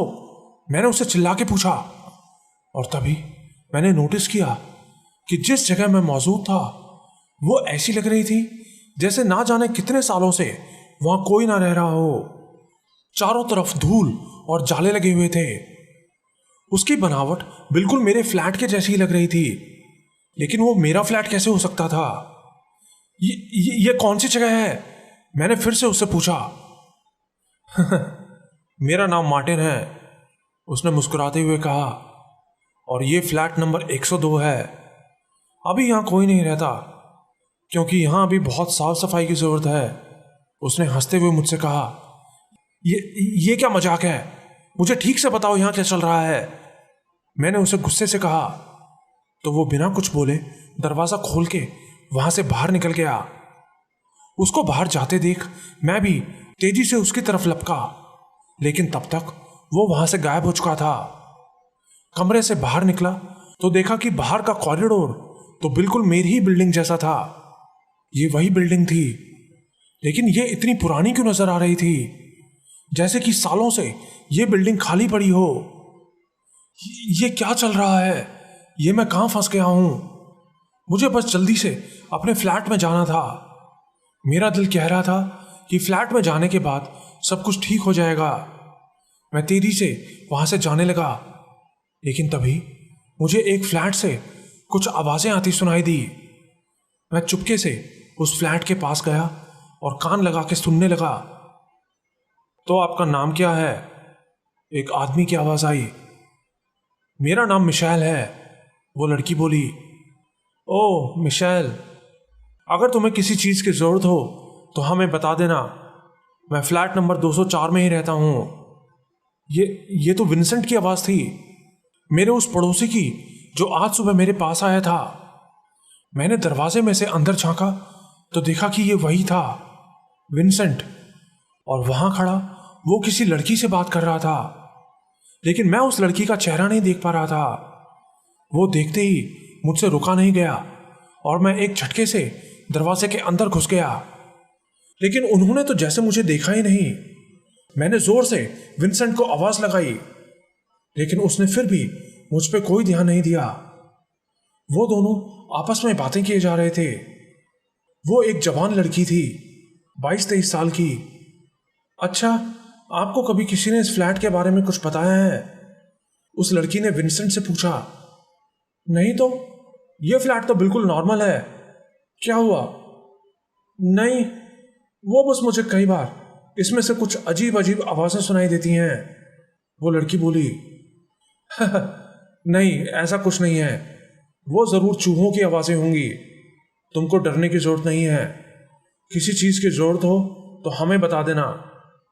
मैं वहां खड़ा उन दोनों को बातें करता हुआ साफ साफ देख पा रहा था, जैसे कि मेरी आंखों के सामने कोई टेप चल रहा हो। और तभी मैंने महसूस किया कि किसी ने मेरे हाथ को जोर से पकड़ लिया हो। मैंने उसी वक्त पलट के देखा तो देखा कि पीछे तो वही लड़की खड़ी थी, मिशेल, जो अभी अभी मेरे सामने खड़ी बातें कर रही थी। मैं बहुत डर गया और उसका हाथ छुड़ाने लगा, लेकिन उसने बहुत जोर से मेरा हाथ पकड़ा हुआ था। नेथन, नेथन, मेरी मदद करो, प्लीज प्लीज नेथन, तुमको मुझे ढूंढना होगा। मैं उससे हाथ छुड़ाने की कोशिश कर रहा था कि तभी, ओह नो, वो आ रही है। जाओ यहां से नेथन, जाओ, वो डरती हुई मुझसे बोली। उसके चेहरे पे दहशत थी। और तभी मुझे वो आवाज सुनाई दी, दरवाजा खुलने की आवाज। वैसे तो वो आवाज मुझे रोज ही सुनाई देती थी, लेकिन उस वक्त वो आवाज सुन के मेरा तो जैसे खून ही जम गया। सामने एक परछाई थी, एक डरावनी परछाई, अपने चारों पैरों पर चलती हुई। उसके लंबे लंबे बाल थे, जिससे ये पता चल रहा था कि वो कोई लड़की है। मैं उसी वक्त वहां से भागने लगा लिफ्ट में जाने के लिए, लेकिन वो कॉरिडोर तो जैसे खत्म होने का नाम ही नहीं ले रहा था। मैं भागता रहा, और फिर जब थकान के मारे मेरे फेफड़े जलने लगे तो मैं हार के नीचे गिर गया। मेरी आंखों के सामने अंधेरा था। फिर कई देर वैसे ही पड़े रहने के बाद जब मैं उठा तो देखा कि मैं अपने बेडरूम में था। मेरा फ्लैट बिल्कुल वैसा ही था जैसा मैं उसको छोड़ के गया था। मैं अपने फ्लैट में वापस आ चुका था। मैं भाग के उस बंद दरवाजे के पास गया तो देखा कि वो बंद हो रखा था। घड़ी में टाइम देखा, 5:21। क्या ये कोई सपना था? ये सब क्या था? ये हकीकत तो हो ही नहीं सकता था। लेकिन फिर मुझे अपनी कलाई पर वो उंगलियों के निशान दिखाई दिए जो शायद मिशेल के मेरा हाथ पकड़ने से बने थे। यहां कुछ बहुत बड़ी गड़बड़ थी। मैं इस फ्लैट में अब एक और पल नहीं रुक सकता था। मैंने सोच लिया था कि मैं आज ही ये फ्लैट छोड़ दूंगा। लेकिन तभी मुझे मिशेल के बारे में ध्यान आया। वो रोते हुए मुझसे मदद मांग रही थी, और अगर मैं वहां से चला जाता तो उसकी मदद कौन करता? मेरा दिमाग कह रहा था कि उसके बारे में भूल जा, लेकिन दिल नहीं मान रहा था। इस बंद दरवाजे के पीछे कोई बहुत बड़ा राज छुपा था, और मुझे पता था मैं उसका पता करके ही रहूंगा। और एक सवाल जो बार बार मेरे दिमाग में आ रहा था वो था कि मिशेल कौन है? अगर वो मेरे फ्लैट की पिछली किराएदार थी तो विंसेंट ने मुझसे झूठ क्यों बोला कि वो उसे नहीं जानता? क्योंकि मैंने उन दोनों को बात करते देखा था। मैंने मन बना लिया था कि आज मैं खुद उसके घर जाके सारी बात पूछूंगा। फिर मैं उठा और अपने बेड पे जाके लेट गया। मैं बहुत थका हुआ था। पता ही नहीं चला कि कब मेरी आंख लग गई। सोते हुए भी बार बार मेरे कानों में एक ही आवाज सुनाई दे रही थी, नेथन, नेथन। जैसे कि वो लड़की मिशेल मुझे बुला रही हो। लेकिन उसकी उस आवाज से मुझे डर नहीं लग रहा था। वो आवाज तो जैसे मुझे सुकून दे रही थी। गहरी नींद में कई घंटे मैं सोता रहा। फिर जब आंख खुली तो दोपहर के 1:25 हो चुके थे। मैं जल्दी से उठा और नाश्ता किया, और नाश्ता करने के तुरंत बाद मैं विंसेंट के घर जाने के लिए निकल गया। बाहर निकल के मैं ताला ही लगा रहा था कि मुझे वो साथ वाली बुढ़िया दिखाई दी। मैंने वहीं से उसको आवाज दी, मैम रुकिए, मुझे आपसे बात करनी है। दूर रहो मुझसे, मुझे तुमसे कोई बात नहीं करनी। वो बुढ़िया गुस्से से मुझ पर चिल्लाते हुए बोली, मैम प्लीज एक बार मुझसे बात कीजिए, ये मेरी जिंदगी और मौत का सवाल है। मैंने उससे फिर से रिक्वेस्ट करते हुए बोला। वो सिर हिलाते हुए बोली, तुम बस एक बात अपने दिमाग में डाल लो कि अगर तुमको अपनी जान प्यारी है तो इस फ्लैट से दूर चले जाओ, बहुत दूर। और इतना कह के वो अपने फ्लैट के अंदर घुस गई। मैं उससे और बात करना चाहता था, लेकिन वो तो जैसे मेरी शक्ल भी देखना नहीं चाह रही थी। फिर मैंने सोचा कि चलो इससे बाद में बात करता हूं, पहले विंसेंट से जाके मिल लूं। मैं जल्दी से सीढ़ियों से होता हुआ उसके फ्लैट पे गया तो देखा कि दरवाजे पे ताला लगा था। शायद वो लोग कहीं गए हुए थे। मैंने फिर भी कई बार उनके दरवाजे पर नॉक किया, कान लगा के भी सुना कि कहीं कोई आवाज तो नहीं आ रही अंदर से, लेकिन कोई आवाज नहीं आई। अंदर कोई नहीं था। हार के मैं वापस अपने फ्लैट में आ गया और सोफे पे बैठ गया। दिमाग में ना जाने क्या क्या चल रहा था। कहीं मैं पागल तो नहीं हो रहा? वो आदमी कौन था जो मुझे मिला था? और वो लड़की मिशेल कौन थी? और वो कौन थी जो उस अंधेरे रास्ते में मेरे पीछे पड़ गई थी? और वो कौन थी जो सबसे आखिर में मुझे नजर आई थी? मेरा सिर तो जैसे इन सब सवालों से फटे जा रहा था। क्या उस बंद दरवाजे के पीछे किसी दूसरी दुनिया का कोई दरवाजा है? अगर ऐसा था तो जो कुछ मैंने वहां देखा उसका क्या मतलब हो सकता था? मिशेल ने मुझे उसे ढूंढने को कहा था, लेकिन क्यों? मैं उसको कहां ढूंढूं? यह बात तो पक्की थी कि वो इस दुनिया की तो नहीं है, और उसको ढूंढने के लिए, उसकी मदद करने के लिए मुझे फिर से उसकी दुनिया में जाना था। मैं फिर से रात होने का इंतजार करने लगा, और फिर रात में ठीक 3:19 पर वो दरवाजा फिर से खुल गया। मुझे उसके अंदर जाना था, लेकिन इस बार मैंने कोई रस्सी नहीं बांधी, क्योंकि मुझे पता था इसका कोई फायदा नहीं है। मैं अंदर घुस गया और इस बार सिर्फ 10 मिनट चलने के बाद ही मुझे वो दरवाज़ा दिखाई दे गया और मैं सीधा उस दरवाजे के अंदर घुस गया। वेलकम बैक, मुझे वो आवाज़ आई। पलट के देखा तो ये वही आदमी था जो मुझे कल वहाँ मिला था। इस बार तो तुम बहुत जल्दी यहाँ तक पहुँच गए, वो मुस्कुराते हुए मुझसे बोला। मैं उससे कुछ नहीं बोला क्योंकि मुझे पता था उससे बात करके कोई फायदा नहीं है। मैं बस जल्दी से इधर उधर देखने लगा। मुझे मिशेल को ढूंढना था। मैंने उस फ्लैट में सब जगह देखा लेकिन वो वहां नहीं थी, तो मैं फ्लैट से बाहर निकल गया उसको ढूंढने के लिए। बाहर वो पूरा कॉरिडोर ऐसा लग रहा था जैसे वहां कोई भीषण आग लगी हो। सब कुछ जला हुआ नजर आ रहा था। वहां कोई नहीं था। फिर मैं सीढ़ियों से भागता हुआ सेकंड फ्लोर पर पहुंचा, लेकिन वहां पहुंच के मैंने जो देखा मुझे तो यकीन ही नहीं हुआ। वहां जाके मुझे लगा जैसे वो सब दीवारें हिल रही हैं। मैं थोड़ा और पास गया तो देखा कि वो दीवारें हिल नहीं रही थी, बल्कि उन सभी दीवारों पे छोटे छोटे कीड़े चल रहे थे, रेंगने वाले कीड़े। किसी दीवार पे 1 इंच भी ऐसी जगह नहीं थी जहां वो कीड़े रेंग ना रहे हों। मैं वहां से भाग के ऊपर जाने ही वाला था कि तभी मुझे एक कमरे से कुछ आवाजें सुनाई दी। मैंने उस फ्लैट के पास जाके देखा तो अंदर वही बुढ़ा विंसेंट खड़ा था और वो किसी से बात कर रहा था, शायद अपनी वाइफ से। हम ये नहीं कर सकते, वो औरत बोली। तुम समझती क्यों नहीं? हमें ये करना ही पड़ेगा।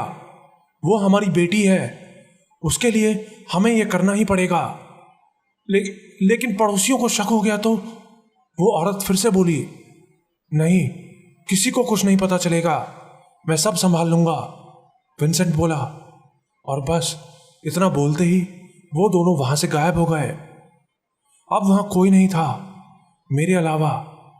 और तभी, नेथन, अब चलने का टाइम हो गया है। मुझे अपने पीछे से आवाज आई। मैंने पलट के देखा तो पीछे वही आदमी खड़ा था, मार्टिन, मुझे देख के मुस्कुराता हुआ। मुझे उस वक्त बहुत तेज गुस्सा आया और मैं चिल्लाते हुए उससे बोला, कौन हो तुम? क्या चाहते हो मुझसे? और इतना कहते ही उसने मुझे धक्का दिया।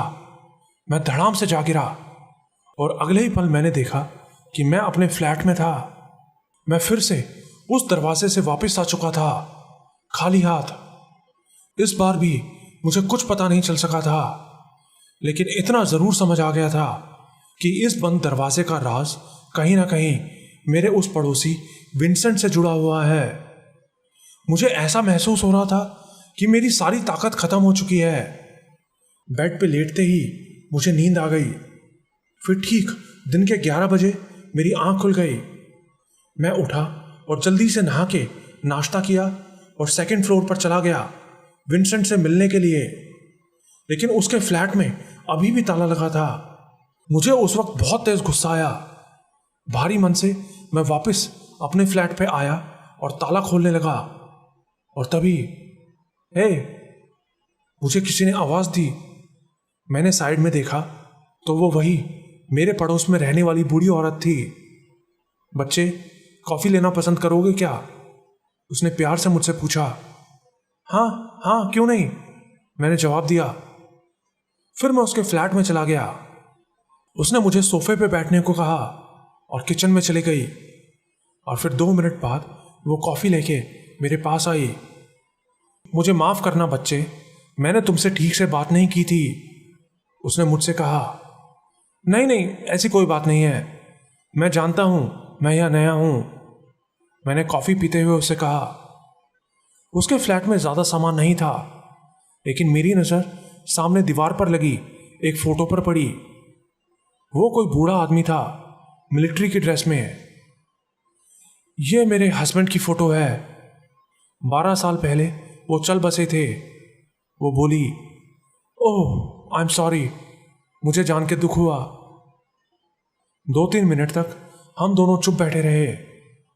मुझे समझ ही नहीं आ रहा था कि मैं उससे क्या पूछूं। फिर वो खुद ही बोल पड़ी, और कितने दिन यहां रुकने का प्लान है तुम्हारा? मैं कुछ नहीं बोला, चुप रहा। तुम्हें पता है ना, तुम्हारे फ्लैट में कुछ गड़बड़ है। वो फिर से बोली। हाँ, मैं बहुत परेशान हूँ। मुझे तो समझ ही नहीं आ रहा कि वहाँ क्या चल रहा है। मुझे वहाँ से अजीब अजीब आवाज़ें सुनाई देती हैं। मैंने एक ही बार में सब कुछ बोल दिया। मैं जानती हूँ बच्चे, वो बोली। आप जानती हैं, लेकिन आपको कैसे पता? इस दुनिया में बहुत सी ऐसी चीज़ें हैं जो हम इंसानों की समझ से परे हैं। तुम्हें पता है, जब मैं इस बिल्डिंग में आई तो यहाँ सिर्फ एक फैमिली रहती थी। नीचे फ्लैट नंबर 204 में रहने वाला विंसेंट अपनी बीवी और बेटी के साथ यहाँ रहता था। और जानते हो, वो तब उसी फ्लैट में रहते थे जहाँ अब तुम रहते हो। क्या? वो मेरे फ्लैट में रहते थे? हाँ बच्चे, वो तीनों। लेकिन फिर एक दिन उसकी बेटी अचानक उनके फ्लैट से गायब हो गई। उस दिन के बाद से बेचारा विंसेंट भी थोड़ा पागल सा हो गया। उसके बाद उसने वो फ्लैट खाली कर दिया और नीचे 204 में चला गया। मैं ध्यान से उसकी बातों को सुन रहा था। तुम्हारे फ्लैट में तुम्हारे आने से पहले से अजीब अजीब आवाज़ें सुनाई दिया करती थी। पहले तो मुझे लगा कि शायद उसमें लोग रहते हैं, लेकिन बाद में मुझे पता चला कि वो फ्लैट तो बिल्कुल खाली है। एक दिन रात में सोते हुए मुझे उस फ्लैट से अपने हस्बैंड की आवाज़ सुनाई दी। वो मुझे अपने पास बुला रहे थे। पहले तो मुझे यकीन नहीं हुआ, लेकिन वो आवाज़ बिल्कुल साफ थी और वो मेरे ही हस्बैंड की आवाज़ थी। मैं उस फ्लैट के पास गई तो देखा कि उसका दरवाज़ा खुला था। अंदर जाके मैंने देखा कि किचन के पास एक छोटा सा कमरा था जो कि बंद था और मेरे हस्बैंड की वो आवाज़ उसी दरवाजे के पीछे से आ रही थी। वो मुझे अंदर आने को कह रहे थे, लेकिन मुझे पता था कि मेरे हस्बैंड मर चुके हैं, ये वो नहीं थे। मैं वहाँ से वापस आ गई, लेकिन वापस आते हुए वो मुझे गुस्से से गालियाँ देने लगे। बोलने लगे कि तुम मर जाती तो अच्छा होता। ये सब बताते हुए उसकी आंखों से आंसू निकलने लगे थे। उस रात के बाद से मैं उस फ्लैट के पास भी नहीं गई। फिर कुछ दिन बाद उसमें एक और लड़की रहने के लिए आई थी। वो बहुत प्यारी लड़की थी, लेकिन वो भी अचानक से ना जाने कहाँ गायब हो गई। मैं अब अपने फ्लैट से बाहर ही नहीं निकलती। बस मार्केट से जब कुछ लेना होता है तो ही बाहर जाती हूँ। मैं सामने सोफे पे बैठा उसकी सारी बातें सुन रहा था। अच्छा, आप उस लड़की को जानती हैं जो मुझसे पहले मेरे फ्लैट में रहती थी? क्या नाम था उसका? मैंने पूछा। हाँ हाँ, मैं उसको जानती हूँ, वो बहुत प्यारी लड़की थी। उसका नाम मिशेल था। मिशेल? ये नाम तो मेरे कानों में बम की तरह फूटा। ये तो वही लड़की थी जो मुझसे उस दूसरी दुनिया में मदद मांग रही थी। इसके अलावा उसे उस फ्लैट के बारे में और कुछ नहीं पता था। धीरे धीरे मुझे सारी बातें समझ आती जा रही थी। कॉफ़ी पीने के बाद मैंने उसको थैंक्स बोला और अपने फ्लैट में वापस आने लगा। लेकिन बाहर आते ही मुझे नीचे वाले फ्लोर से दरवाज़ा खुलने और किसी के बातें करने की आवाज़ आई। ये वही था, विंसेंट। वो लोग वापस आ गए थे, लेकिन मैं उसी वक्त उसके पास नहीं गया। मैं उसके साथ तसल्ली से बैठ के बात करना चाहता था। अपने फ्लैट में आने के बाद मैंने कुछ खाना ऑर्डर किया और फिर करीब 2 घंटे बाद मैं उससे मिलने निकल गया। मैं जितना उसके बारे में सोच रहा था उतना ही ज़्यादा गुस्सा मुझे उसके ऊपर आ रहा था। लेकिन अपने गुस्से को कंट्रोल करके मैं अपने आप को बिल्कुल शांत दिखाने की कोशिश कर रहा था। मैंने उसका दरवाज़ा खटखटाया तो एक बूढ़ी औरत ने दरवाज़ा खोला। ओह, तुम नेथन हो ना? आओ अंदर आ जाओ। उसने मुस्कुराते हुए मुझे अंदर बुलाया। मैं बिना कुछ बोले अंदर चला गया। अंदर विंसेंट सोफे पे बैठा टीवी देख रहा था। ओह नेथन, आओ आओ, आज कैसे आना हुआ हमारे यहाँ? मुझे कुछ ज़रूरी बात करनी थी, मैंने कहा। हाँ हाँ बताओ, क्या बात है? तुम्हारे फ्लैट में सब कुछ ठीक तो है ना? वो बोला। हाँ सब कुछ ठीक है, क्या बुरा हो सकता है? मैंने उसकी तरफ घूरते हुए कहा। उसकी वाइफ किचन में ही काम कर रही थी। वो मेरी तरफ देख रहा था। विंसेंट, ये मिशेल कौन है? मैंने सीरियस आवाज में उससे पूछा। और 2 मिनट सोचने के बाद वो बोला, मिशेल? पता नहीं, मैं तो किसी मिशेल को नहीं जानता। उसने बिल्कुल अनजान बनते हुए मुझसे कहा। अच्छा, मेरे पड़ोस में रहने वाली लेडी ने मुझे बताया था कि तुम किसी मिशेल नाम की लड़की से बातें करते थे जो पहले मेरे ही फ्लैट में रहती थी। मैंने फिर से बात घुमाते हुए कहा। वो कुछ देर के लिए चुप हो गया। हाँ, शायद, मुझे ठीक से तो याद नहीं। एक लड़की रहती तो थी वहां पहले, लेकिन मुझे उसका नाम याद नहीं। वो बोला। मैं अब बातों को और घुमाना नहीं चाहता था। मैंने उससे डायरेक्ट पूछा, विंसेंट, मुझे सब कुछ पता चल गया है। मेरी पड़ोस वाली लेडी ने मुझे सब कुछ बता दिया है कि पहले तुम ही मेरे वाले फ्लैट में रहते थे और उस फ्लैट से तुम्हारी बेटी गायब हो गई थी। अरे नेथन, तुमसे उस पागल बुढ़िया ने यह सब कहा और तुमने मान लिया? वो तो आधी पागल है, उसको कुछ कुछ दिखाई देने की बीमारी है और तुम उसकी बात पर यकीन कर रहे हो। मेरी बेटी सूजन, वो तो हमारे साथ इसी फ्लैट में रहती थी और फिर वो आगे की पढ़ाई करने के लिए दूसरे शहर में चली गई। वो हमारी बेटी है, उसके लिए हमें यह करना ही पड़ेगा। यही बोला था ना तुमने अपनी वाइफ से? मैंने उससे कहा। मेरी बात सुन के वो हैरानी से मेरी तरफ देखने लगा। ये सब क्या बोल रहे हो तुम नेथन? तुम्हारा दिमाग तो ठीक है ना? तभी उसकी वाइफ खाने का कुछ सामान लेके वहां आ गई। लो नेथन, आज मेरे हाथ की डिश खा के देखो, तुम्हें बहुत अच्छी लगेगी। वो टेबल पे वो खाना रखते हुए बोली। नहीं, नेथन को देर हो रही है, ये अभी कुछ नहीं खा सकता। विंसेंट ने मेरी आंखों में देखते हुए बोला। मैं कुछ नहीं बोला। बहुत अच्छा लगा आपके यहां आकर, आपसे मिलने मैं फिर से आऊंगा। इतना कह के मैं उसके फ्लैट से बाहर आ गया। अपने बेड पे लेटा मैं इन सब चीजों को समझने की कोशिश कर रहा था। मिशेल नाम की वो लड़की जो मुझसे मदद मांग रही थी, वो पहले इसी फ्लैट में रहती थी। तो वो आदमी कौन था और वो दूसरी लड़की कौन थी जो मेरे पीछे पड़ गई थी? और विंसेंट की बेटी कहां गायब हो गई थी? क्या वो भी इस दरवाजे के पीछे गायब हुई थी? बहुत सारे सवाल ऐसे थे जिनके जवाब अभी मुझे ढूंढने थे। मेरी आंखों के सामने बार बार मिशेल का वो मदद मांगता हुआ चेहरा नजर आ रहा था। मैं रात होने का वेट करने लगा और रात मेरी उम्मीद से ज्यादा ही जल्दी हो गई। और फिर वही 3:19 पे दरवाजा खुल गया। मैं तेजी से अंदर गया और कुछ दूर चलने के बाद मुझे फिर से वही आदमी मिल गया। वो एक कुर्सी पे सिर झुकाए बैठा था। मैं उससे कुछ नहीं बोला, बस फ्लैट से बाहर निकल के सीढ़ियों से होता हुआ सीधा लिफ्ट में पहुंच गया, 3rd फ्लोर पर जाने के लिए। मुझे कैसे भी करके मिशेल को ढूंढना था और नीचे के दोनों फ्लोर्स को तो मैं पहले ही देख चुका था। वो वहां नहीं रहती थी। लेकिन लिफ्ट में गया तो देखा कि लिफ्ट में तो 3rd फ्लोर का बटन ही नहीं था। लेकिन ये कैसे हो सकता था, क्योंकि मैं तो रोज उसी लिफ्ट से अपने फ्लोर पर जाता था। मेरे पास ज्यादा सोचने समझने का टाइम नहीं था। मैं जल्दी से लिफ्ट से निकला और सीढ़ियों से दौड़ता हुआ 3rd फ्लोर पर पहुंच गया। लेकिन वो फ्लोर, वो तो मेरे फ्लोर जैसा बिल्कुल भी नहीं लग रहा था। वहां पूरे कॉरिडोर में अंधेरा था और सिर्फ एक फ्लैट से रोशनी आती नजर आ रही थी। फ्लैट नंबर 304 से, मेरे फ्लैट से। मैं धीरे धीरे दबे पांव अपने फ्लैट की तरफ बढ़ने लगा। कोई उसके अंदर था। फ्लैट की तरफ जाते हुए मुझे लग रहा था जैसे कोई चीज, कोई अनजान ताकत मुझे अपनी तरफ खींच रही है और मैं बस उस फ्लैट की तरफ खींचा जा रहा हूं।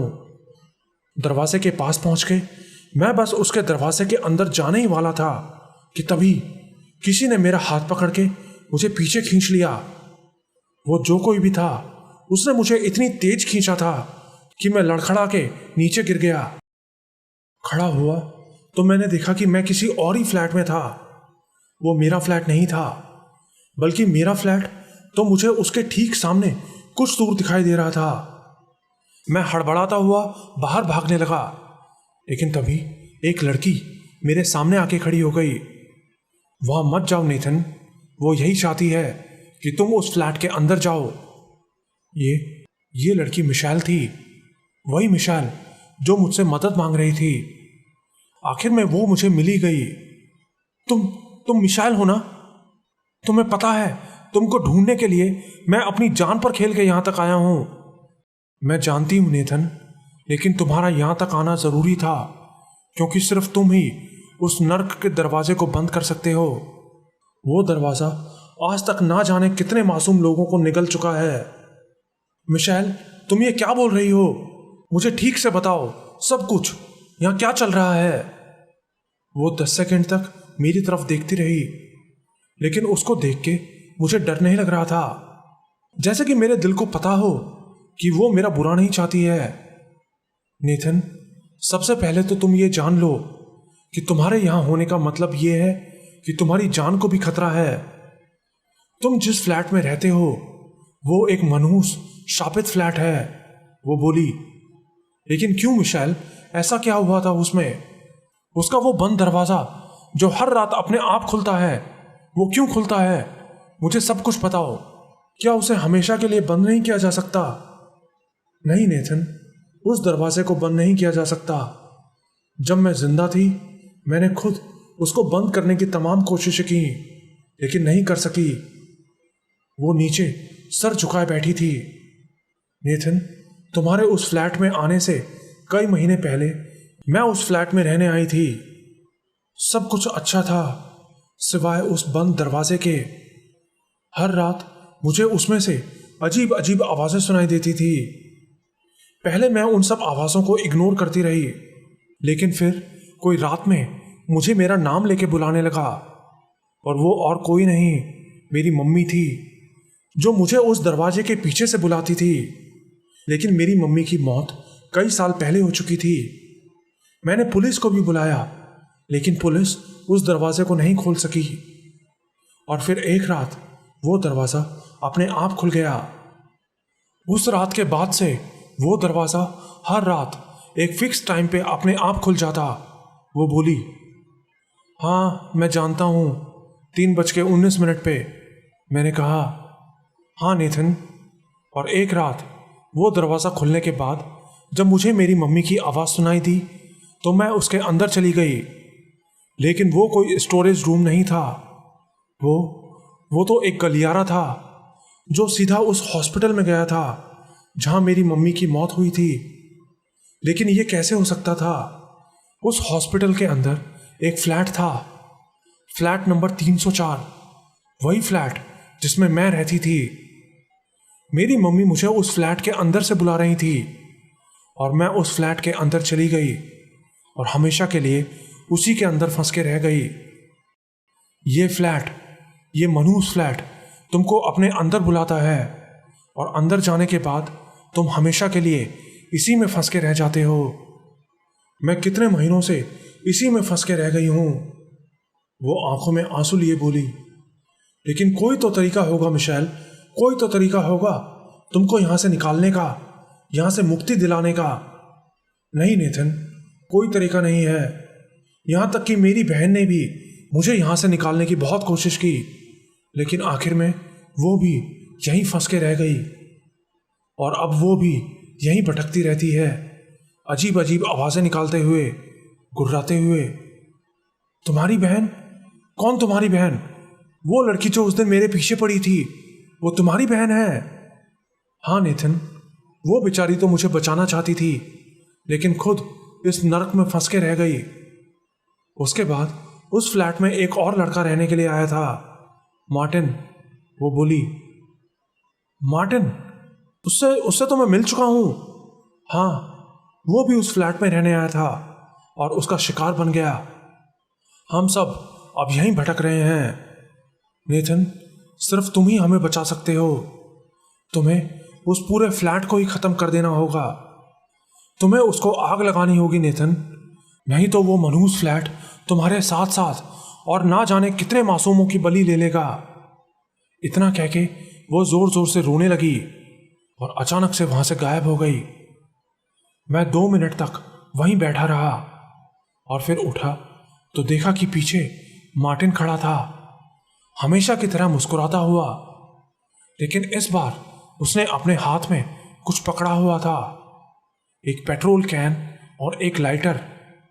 और एक आखिरी बार मेरी तरफ देख के वो मुस्कुराया और वहां से गायब हो गया। वो पेट्रोल कैन और लाइटर वहीं रखे थे। उसने वो वहां मेरे लिए छोड़े थे, जिससे कि मैं उस फ्लैट को आग लगा के उन सबको मुक्ति दिलवा सकूं। मैंने वो कैन और लाइटर उठा लिया और वो उठाते ही अगले ही पल मैं अपने फ्लैट के अंदर था। वो पेट्रोल कैन और लाइटर अभी भी मेरे पास था। मैंने घड़ी में टाइम देखा तो सुबह के 5 बज चुके थे। 2 मिनट के लिए मैं वैसे ही खड़ा सोचता रहा कि अब जो मैं करने जा रहा हूं, क्या वो करना सही है? यहाँ और भी बहुत से लोग रहते हैं, उनको कितना नुकसान होगा? लेकिन जो भी नुकसान होगा उसका पैसा तो उन्हें इंश्योरेंस से वापस मिल ही जाएगा। लेकिन इस मनहूस फ्लैट ने आज तक जितने लोगों को खाया है और आगे खाएगा, उनकी जिंदगी तो उनको कभी वापस नहीं मिल सकेगी। इस शापित मनहूस फ्लैट को राख करना ही पड़ेगा। इसी में सबकी भलाई है। ये मेरा आखिरी फैसला था। लेकिन ये सुबह का टाइम था। बहुत से लोग अपने अपने फ्लैट्स में सो रहे थे और आग लगने से पहले उनको सावधान करना जरूरी था। मैं जल्दी से भाग के गया और लिफ्ट के साथ में लगे फायर अलार्म के ऊपर लगे शीशे को तोड़ दिया और उसके अंदर बने बड़े से लाल बटन को दबा दिया। पूरी बिल्डिंग में सायरन बज उठा। बस यही मौका था। मैं जल्दी से अपने फ्लैट में वापस आया और पेट्रोल का वो डब्बा उठा के पूरे फ्लैट के हर एक कोने में छिड़क दिया, खासकर उस मनहूस बंद दरवाजे के ऊपर। उसको तो मैंने पेट्रोल से बिल्कुल नहला दिया था। लेकिन इससे पहले कि मैं वो लाइटर उठा के आग जला पाता, पीछे से किसी ने मेरे सिर पर बहुत तेज कोई चीज मारी। मैं धड़ाम से नीचे जा गिरा। मेरी आंखों के सामने अंधेरा छा गया था। नीचे पड़े हुए मैंने देखा तो मेरे सामने विंसेंट खड़ा था। उसके हाथ में एक लोहे की रॉड थी। तुम ये क्या कर रहे हो? मैं तुम्हें इस घर को आग नहीं लगाने दूंगा। मैं तुम्हें मेरी बेटी को नहीं मारने दूंगा। वो बहुत जोर से गुस्से से चिल्लाते हुए मुझसे बोला, ये तुम क्या कर रहे हो? तुम्हारा दिमाग खराब हो गया है क्या विंसेंट? मैं तुम्हारी बेटी को कहां मार रहा हूं? मैं तो इस मनहूस घर को जला रहा हूं। इसी में सबकी भलाई है। मैंने दर्द में कराहते हुए उससे कहा, नहीं, ये कोई बंद दरवाजा नहीं है। ये मेरी बेटी है, मेरी प्यारी बेटी, जिसकी जान गलती से मेरे हाथों से चली गई थी इसी स्टोर रूम के अंदर। एक दिन मैंने उसको गुस्से में इस स्टोर रूम के अंदर बंद कर दिया था। लेकिन मुझे नहीं पता था कि मेरा यह कदम मेरी बेटी की जान ले लेगा। और उस दिन से वो इसी स्टोर रूम में रहती है। ये स्टोर रूम कोई मामूली कमरा नहीं रहा, बल्कि खुद मेरी बेटी का रूप ले चुका है। इतने महीनों से अपनी बेटी की भूख शांत करने के लिए मैं कितने लोगों को यह घर किराए पे दे चुका हूं। मेरी बेटी उन सबको खा के अपनी भूख शांत करती है, और तू मेरी बेटी को मारना चाहता है। मैं तुझे ये नहीं करने दूंगा। उसने मेरे मुंह पे जोर से लात मारते हुए कहा। मेरे मुंह से खून निकल रहा था। मेरे अंदर इतनी भी हिम्मत नहीं थी कि मैं उठ के खड़ा हो सकूं। वो हाथ में रॉड लिए मेरी तरफ मारने के लिए बढ़ा। मेरा अंत करीब था। लेकिन तभी धड़ाम की एक तेज आवाज के साथ वो बंद दरवाजा खुल गया और उसमें से तेजी से गुर्राते हुए मिशेल की बहन बाहर आई और विंसेंट के ऊपर झपट पड़ी। ऐसा करते हुए वो बहुत जोर जोर से गुर्रा रही थी, जैसे कि वो बहुत गुस्से में हो। और फिर वो उसकी खोपड़ी को अपने हाथ से पकड़ के उसको किसी गुड़िया की तरह घसीटते हुए उस दरवाजे के अंदर घुस गई। वो बुरी तरह छटपटाता हुआ अपने आप को छुड़ाने की कोशिश करता रहा, लेकिन दरवाजा बंद होते ही उसकी वो चीखें भी दब गईं। फिर किसी तरह अपनी पूरी ताकत लगा के मैं उठा और बाहर निकल के देखा कि लोग बाहर निकल भी रहे हैं या नहीं। तो सीढ़ियों से लोगों के भागने की आवाज सुन के मैं समझ गया कि फायर अलार्म ने अपना काम कर दिया है। मैंने लाइटर उठाया और जला के उस बंद दरवाजे के ऊपर फेंक दिया और अगले ही पल वो पूरा फ्लैट आग में धधक उठा। मुझे पता था कि फायर ब्रिगेड के पहुंचने तक ये जल के राख हो जाएगा। मैंने अपना लैपटॉप उठाया और सीढ़ियों से नीचे भागने लगा। नीचे गया तो देखा कि बिल्डिंग के सब लोग वहां पहले से भीड़ लगा के खड़े थे और उन्हीं में से एक थी मेरे पड़ोस वाली वो बुढ़िया। वो मेरी तरफ देख के हाथ हिला रही थी। उसके चेहरे पे मुस्कुराहट थी। शायद उसको पता था कि ये किसने किया है। मैं भी उसके पास जाके उस भीड़ में खड़ा हो गया। आग मेरे फ्लैट से निकल के आसपास के और फ्लैट्स को भी अपनी चपेट में ले चुकी थी। ऊपर देखते हुए मुझे अपने फ्लैट की खिड़की पर 3 परछाइयां खड़ी दिखाई दी, जिनमें से एक थी मिशेल। वो मुझे देख रही थी जैसे कि वो मुझे थैंक्स बोल रही हो, उस मनहूस दरवाजे को हमेशा के लिए बंद करने के लिए और उसको मुक्ति दिलाने के लिए।